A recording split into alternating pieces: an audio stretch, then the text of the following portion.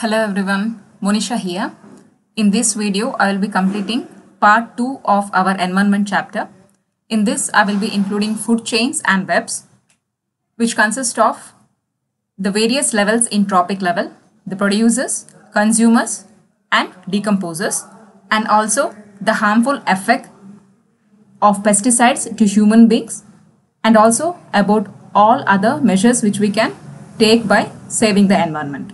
So these are the topics I am going to discuss in this session. Let us start the session. First, we need to know what is ecology. The scientific study of interactions between different organisms and between organisms and their environment or surroundings. This is basically called as ecology.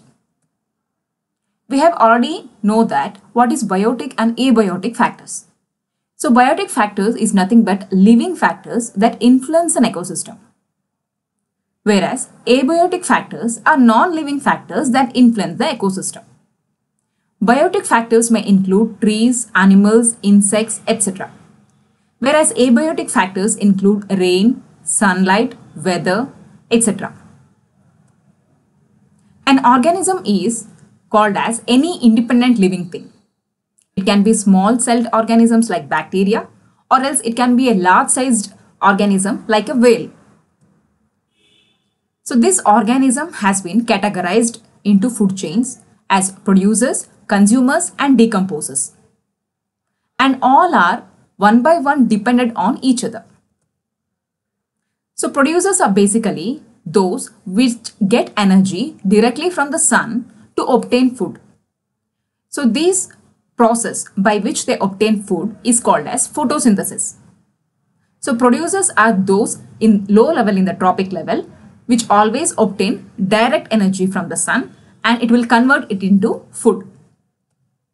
Next comes the consumers. Consumers need to eat their food to get energy. So usually we are dependent on producers and other animals.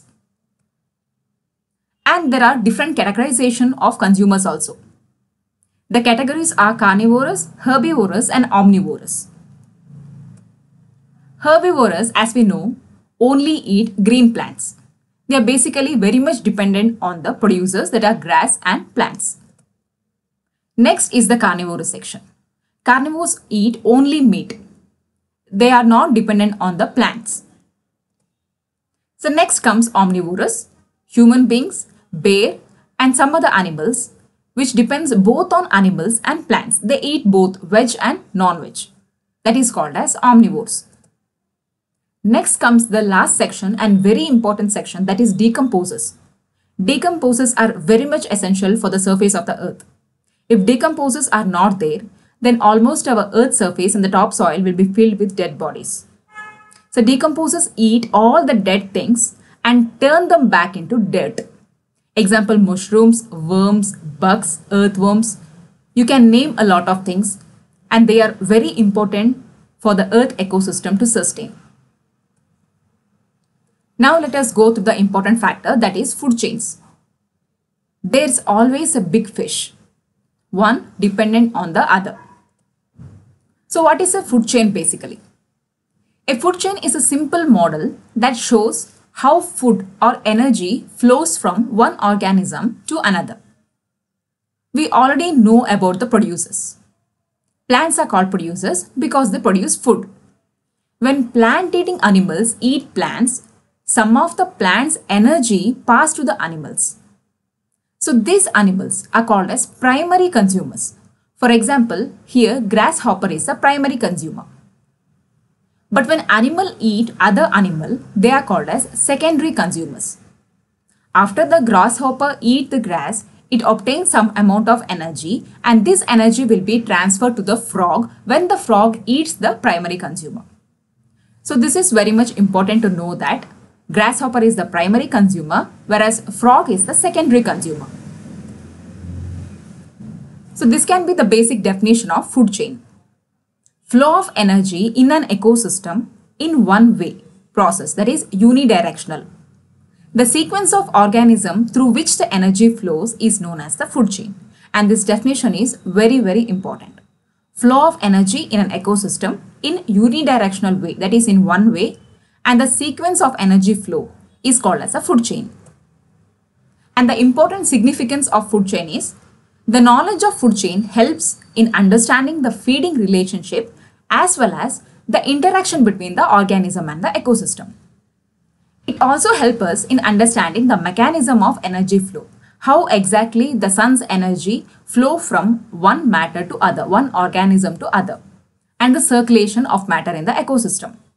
It also helps us to understand the movement of toxic substance and the problem associated with the biological magnification. The concept of biological magnification will be explained later in that video. Since plants are protected by using pesticides, the amount of pesticides will be retained in plants and next to the consumers, in higher level consumers also, these pesticides usually moves. So this is called as biological magnification, which we'll learn in detail later. Next, going on to the topic food web. Food web can be defined as a network of food chains which are interconnected at various trophic levels so as to form a number of feeding connections among different organisms in a biotic community. It is also known as consumer resource system. So always one organism will be dependent on other for their survival. So what is a food web? A food web is a model that shows many food chains and pathways in which energy flows through the group of organisms. In food chain, it shows only one type of movement, whereas in food web, as the name itself signifies, the web shows different food chains and different pathways for the energy flow. Decomposer. These organisms break down the dead organisms and make it as an important humus in the topsoil. Let us know about the different food webs. Soil food web, aquatic food web in forest, food web in grassland, and food web in terrestrial and aquatic ecosystem. First one is the soil food web. If you see in detail, you can understand what are the organisms referred here and how they are interdependent with each other. Next is aquatic food web. Here also, each of the organisms depend on other organism for its survival. Next, food web in the forest. One animal eats another for its survival. Next, grassland food web. Next, going on to the important significance of food web. Food web distinguish levels of producers and consumers by identifying and defining the important animal relationship and food sources, beginning with primary producers such as plants, insects, and herbivores. Food webs are important tool in understanding that plants are the foundation of all ecosystem, food chain, and for the sustaining life by providing nourishment, oxygen needed for the survival and reproduction. The food web provides stability to the ecosystem. By this, we can understand that how one animal and another animal in the ecosystem is very much interconnected. If the population of one animal distinguishes or devastates, then the entire ecosystem will get imbalance. For example, if I say, if the tiger becomes extinct in the Kaveri region, Kaveri river belt of Karnataka, then what happens? The food which the tiger eats, that is the deer or the sambars or the ox or buffaloes which are living in that Kaveri belt will flourish because no other predator is there to kill that animal. If the population of those deer or bison or buffaloes increases, it grazes the whole vegetation near the Kaveri belt. If this happens, the water flow will raises because the grass and the plants are not there.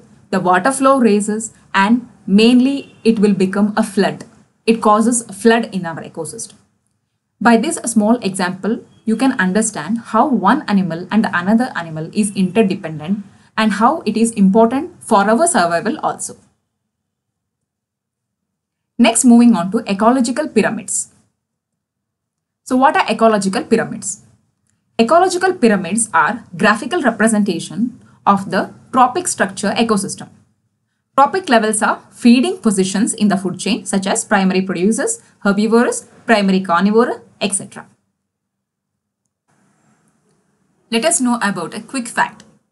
Human highly affects the food web. In 18th century, rabbits were introduced into Australia. As there were no predators of rabbits in that continent, rabbits started to reproduce very fast. Big numbers of rabbits highly affected agriculture and other living organisms, causing millions of dollars of damage to crops. This is the same thing which I explained in the previous slide also. If population of one animal increases, then it will largely affect the ecosystem. Everything should be balanced. So one animal has to eat other animal in order to balance the entire ecosystem. That which is very important. Let us know about the energy flow in an ecosystem. Now let us know about all living things which are biotic factor require energy. Some of these biotic factors get their energy from the sun, but others eat other biotic factors. As a result, energy flows in the ecosystem. This flow of energy can be represented by food web or food chain.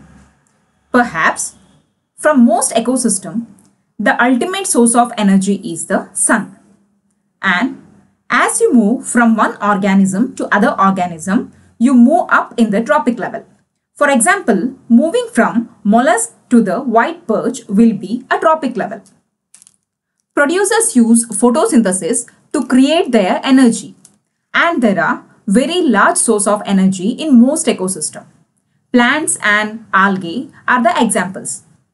As consumers eat these producers, what happens? Carbon bonds are broken and energy is released.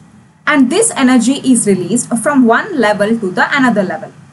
However, as you move from one trophic level to another, you lose 90% of this energy. And this is known as 10% rule.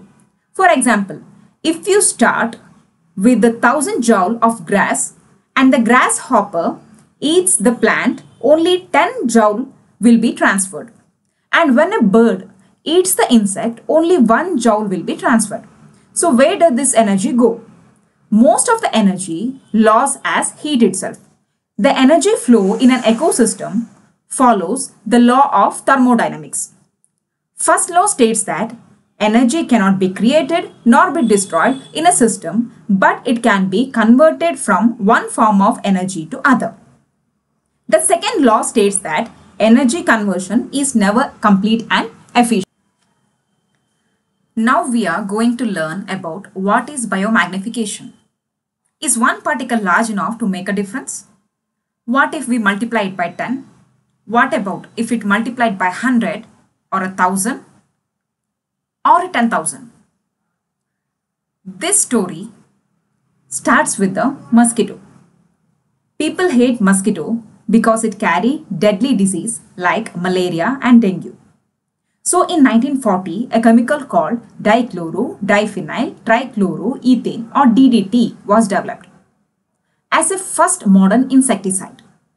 It was initially used by the military personnel and then into the usual population, and it was very effective for insect control and livestock production. But we have to know the energy flows. DDT's quick success as a pesticide and its broad usage all over the world grew, and it worked efficiently.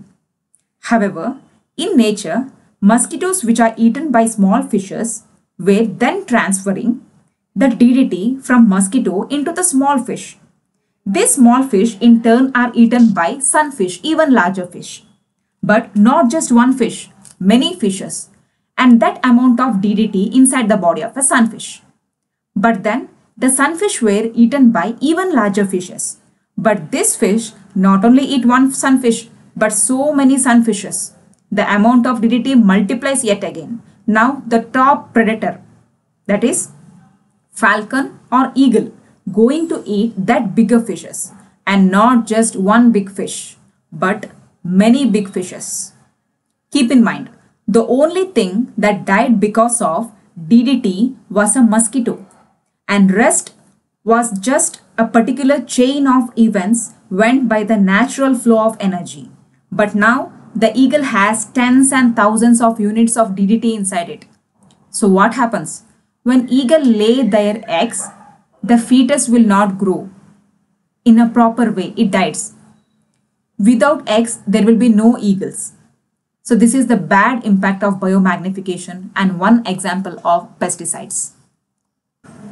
Therefore, biomagnification is the higher up the food chain, the more concentrated the pesticides become.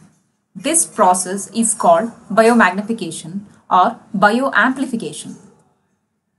Toxic substances become increasingly concentrated within living organisms as they move up each step of the food chain. So these are the basic definition of biomagnification. This is a beautiful quote of Khalil Gibran. Trees are poems that earth writes upon the sky. We fell them down and turn them into paper that we may record our emptiness. So my dear students, in this section, I have completed ecology, producers, consumers, decomposers with example, food chain with its significance, food web, different food web and significance of the food web, ecological pyramid, and how the flow of energy is taking place in the ecosystem along with two laws of thermodynamics, and at last the important factor of biomagnification. So these are the important topics I have completed in part 2. Thank you. Thanks for your patience.